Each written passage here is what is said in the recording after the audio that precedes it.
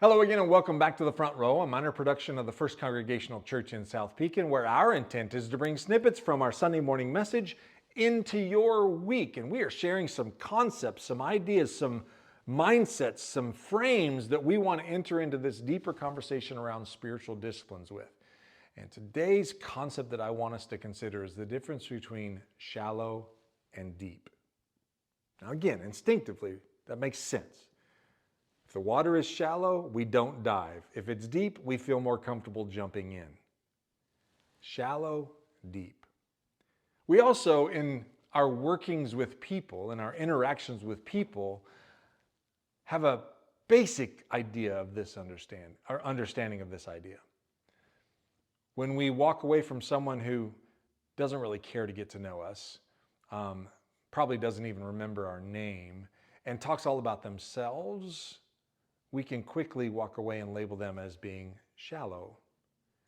But if someone asks a question that gets us to dig deeply into our spirits, or they look almost straight into our soul and they listen to us and they hear us, and then they have a word of thought or a question or maybe even sage advice, we walk away from that experience and say, ooh, that was deep. We understand the difference between shallow and deep. And my question to you is pretty straightforward and simple. In this life, which would you rather be? Do you want to be shallow or do you want to be deep? Now, on the surface, that's an easy question to answer. Nobody wants to be shallow.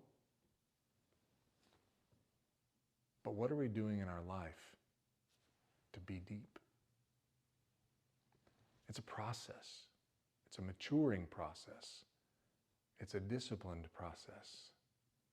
And are we doing the things that we need to be doing to not be a shallow person, but to be a deep person, a person of deep faith, a person of deep conviction, a person of deep purpose and meaning?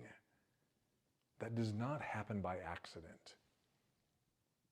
So we understand the concept of shallow versus deep. We might even have a superficial idea of which one of those we want to be.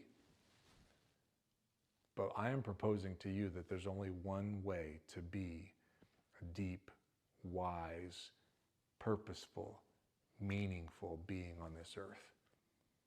And that is through a consistent practice of the disciplines that we're going to talk about in the coming weeks. I hope you'll join us. Blessings to you. Have a fantastic rest of your day.